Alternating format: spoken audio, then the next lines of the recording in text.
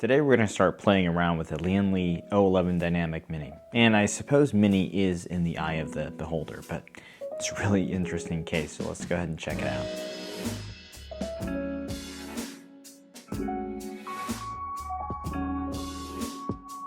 Welcome back to Machines and More. Lian's O11 Dynamic was a headliner case when it was released in 2018 and remains a very popular ATX mid-tower. I think its mini-me, the O11 Dynamic Mini, is also bound to be super popular this year now that inventory is finally trickling in. So I'll give an overview of compatibility, what you get with the case, discuss the modularity and some of the features, and I'll do a little build in it. I'll give you some initial feedback and share the thermal performance that I'm seeing so far. This will be a multi-part series, kind of like the NR200 series. So there's a lot of different configurations to test. A lot of that A/B testing will be reserved for future content. So this is actually a long-awaited case since it was first shown at CES 2020, but right now it's finally getting in the hands of builders. I measured this one at 350 millimeters tall, excluding the feet, 268 millimeters wide, and 420 millimeters long. Based on that, it calculates to about 40 liters, definitely outside the realm of small form factor, since it's more like the volume of two Cooler Master NR200s. But when you consider that this case takes an ATX board, the use of the word mini is most likely to describe the size relative to its mid-tower big brother. When you put this case in that lens, it's actually a very space-optimized case for an ATX system with plenty of modularity and, dare I say, mini. It's not anything special that an ATX case takes mini-itx or mini-itx board, but what's different about this case is that instead of having a bunch of empty slots underneath the board, you can actually move a smaller board down the height of the case and increase your cooling compatibility.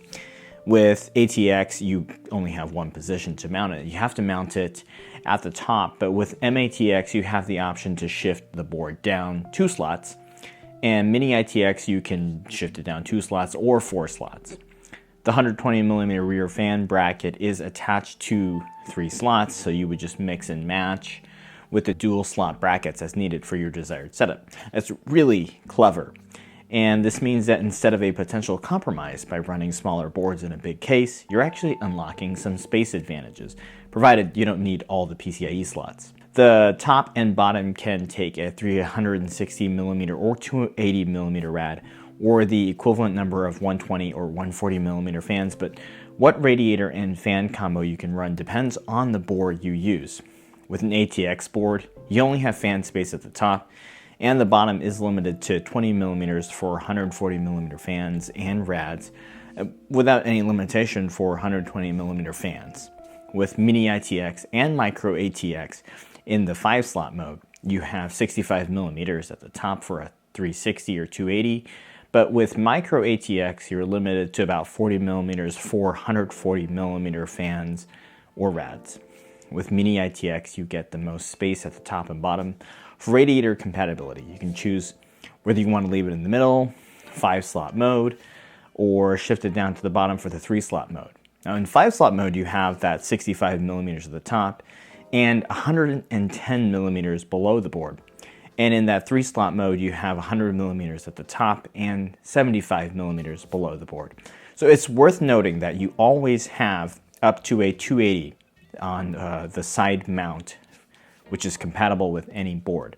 With all these rad mounting points, it's easy to see what this case was designed around, but you absolutely can run a large air cooler in this case with up to 170 millimeters of clearance. GPUs up to 395 millimeters long are supported, and you'll need either an SFX or SFXL power supply for this case. There is an optional vertical GPU and riser cable kit as well.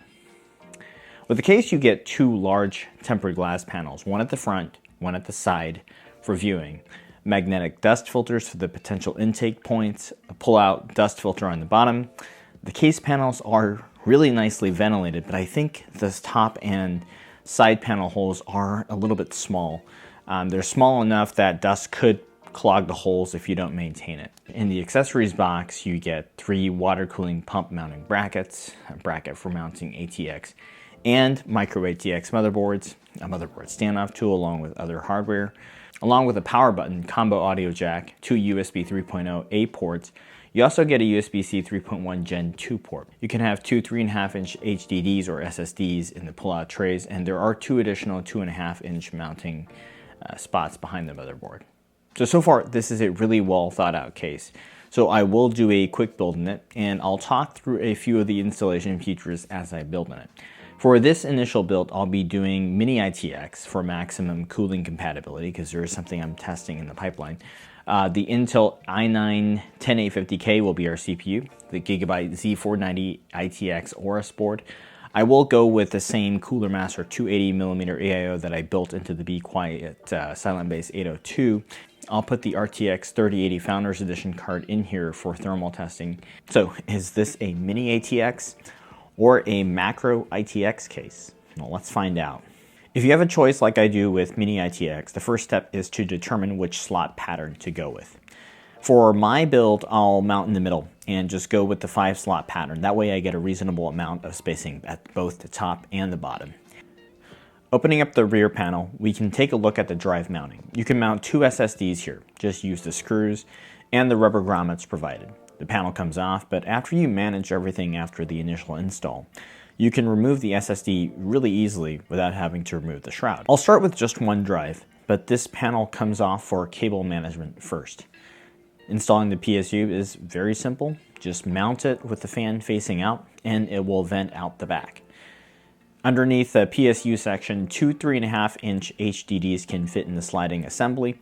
There is a small thumb screw, just slide it over and then you can pull out the drive mounts. Then you can connect it up, slide it back in. The cable management is intended to be done through the rubber grommets, but there are also many holes that you can kind of find the best one to fit your motherboard, and that way you get some very stealthy routing.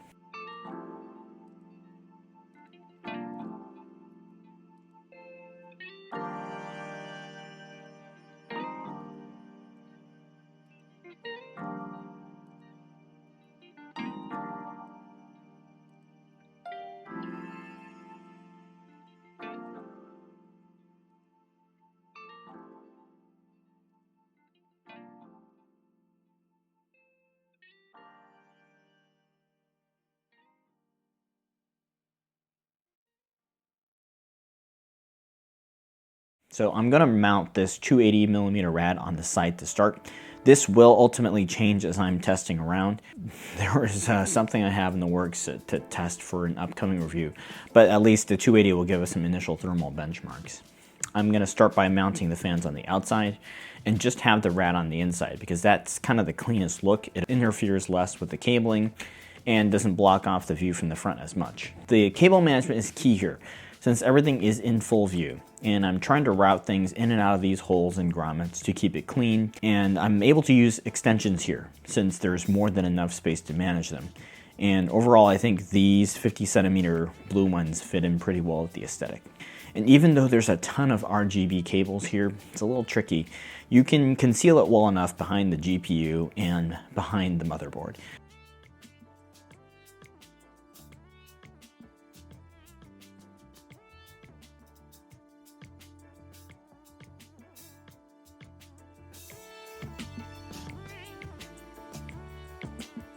When the cable management is done, just place the panel with the SSD back. Take the film off the glass, put the glass back, and you are good to go.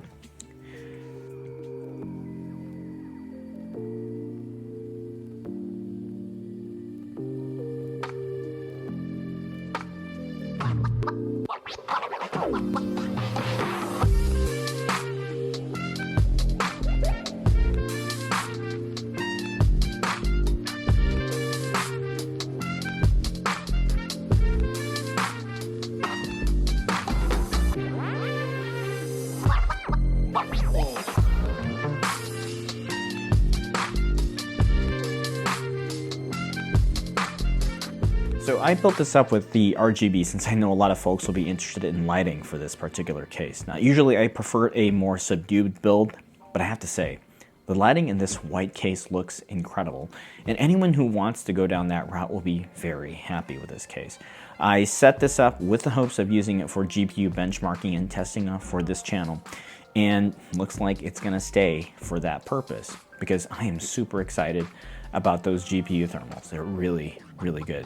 The bottom fans are critical in making that happen, and along with the RTX 3080 FE running Unigine Heaven 4.0 and also trying out Microsoft Flight Simulator for an extended period of time, I saw thermals top out at 70 to 71 degrees, which was normalized to a room temp of 25 degrees Celsius.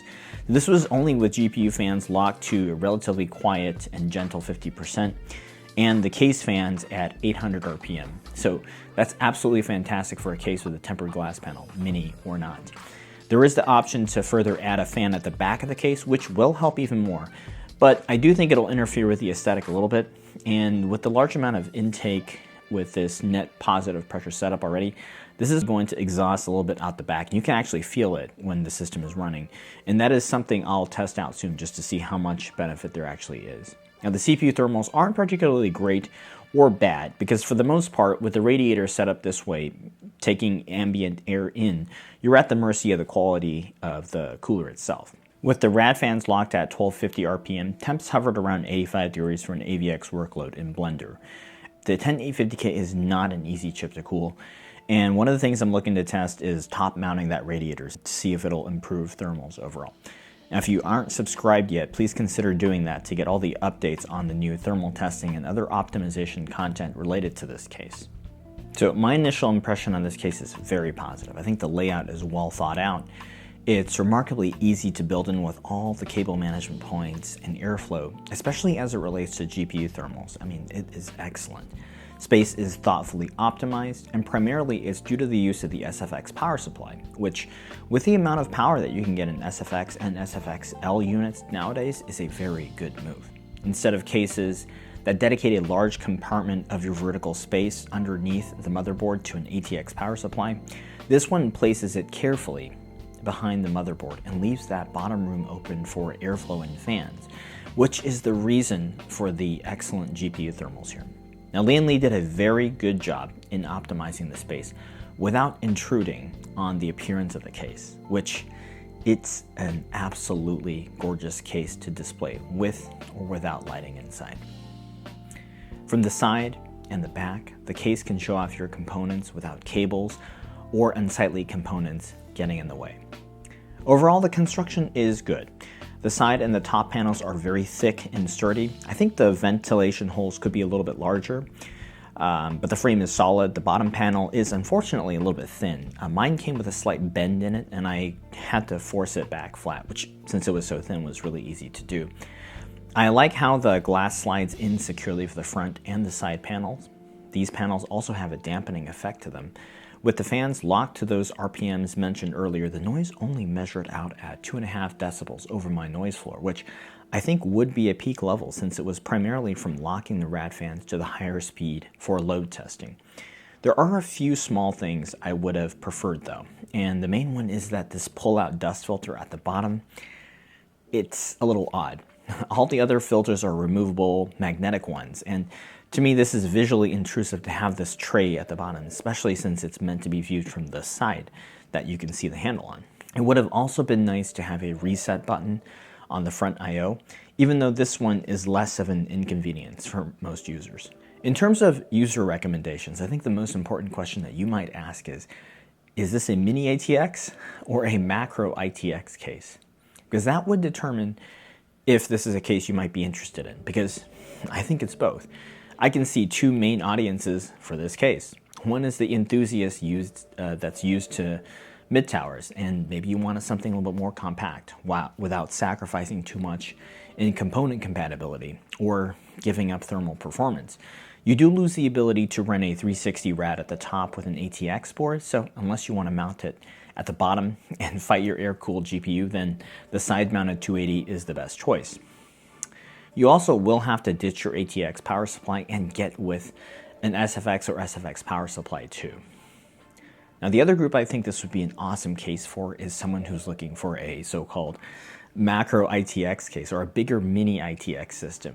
Perhaps you're a water cooling enthusiast and you want a ton of rads without the constraints of your typical SFF system. Right? Maybe you want easy access to a bunch of hard drives and you want to fit in a big air cooler while keeping the package relatively compact. This would be the ideal case, a great alternative to something like an mini-ATX or big ITX case, like the NZXT H210 or the Fractal Design Meshify C Mini. Maxed out, you could have a 360 in this at the bottom and also the top, and a 280 on the side. And it also comes with a ton of pump mounting brackets that will help you place your pump in the perfect location. You could run a NOC to a D15 if you'd like, with tons of room to spare. And if you like mini ITX cases but don't like the hardware and cooling constraints, I think this one occupies that happy medium. One phrase comes to mind, and that's one size fits all. Since this case is kind of like a flex fit cap that might not fit everyone perfectly, but it does well enough while capturing everyone's individual passion. So I hope you all enjoyed the initial build and review. I will keep on testing and tweaking this system, and you'll continue to see it here on the channel anyway, because I'm using it for GPU benchmarks and testing. So I would appreciate it if you would please consider subscribing and continue following along here. I've left the full build component list down below, and it will also be posted up on my Amazon landing page. So please feel free to take a look there if you'd like to support the channel out. Thanks again today, and I'll see you again soon.